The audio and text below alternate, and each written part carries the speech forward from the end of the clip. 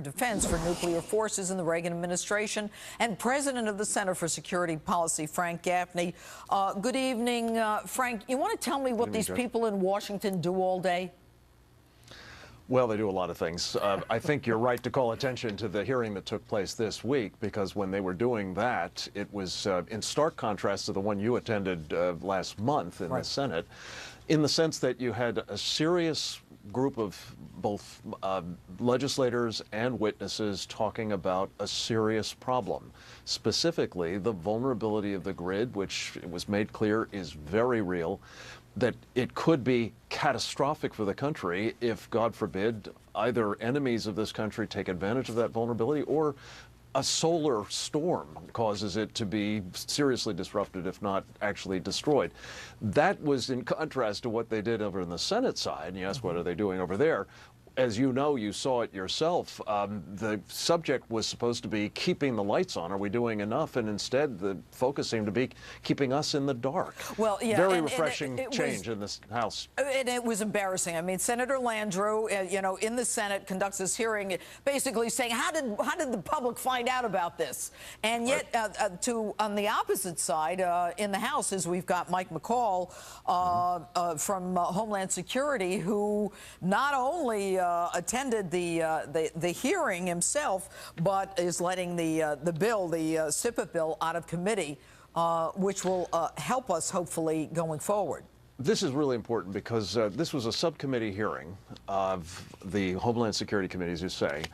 The chairman of the full committee doesn't generally attend these subcommittee hearings. Mike McCall made a point of coming to this one both to make a personal statement about the fact that he thinks this is important, and then he actually made a statement to the effect that he thinks this could make all of the other kinds of problems that we're worrying about pale by comparison, because as you understand and as you've done so much to help illuminate, this is a nation-threatening danger. And I think he was there in part, and he was attesting to the importance of this legislation that would make the electromagnetic pulse threat, specifically EMP, a planning scenario for the Department of Homeland Security. Imagine, it isn't today.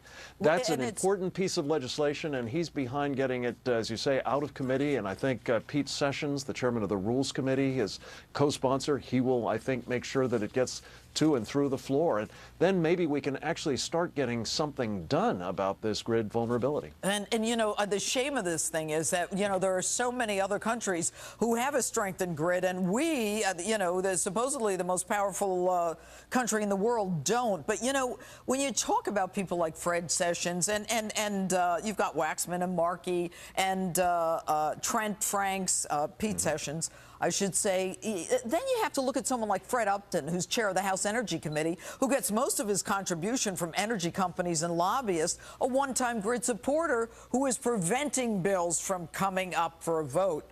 I mean, what can the public do in a scenario like this? Well, I think what they first of all need to do is precisely what you're doing, is getting smart about it. We have a website I would commend to them, securethegrid.org. It's a one-stop shop on the kind of problems we're talking about.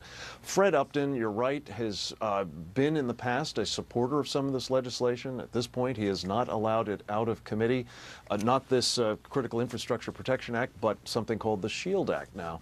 We need his help in getting this also enacted, because at the moment, what's really missing, Judge, is the engagement of the electric utilities, who you'd think have got as much at stake as anybody in this thing, to fix the vulnerabilities of their infrastructure and thereby ensure that all of the other critical infrastructures work as well. All right, Frank Gaffney, always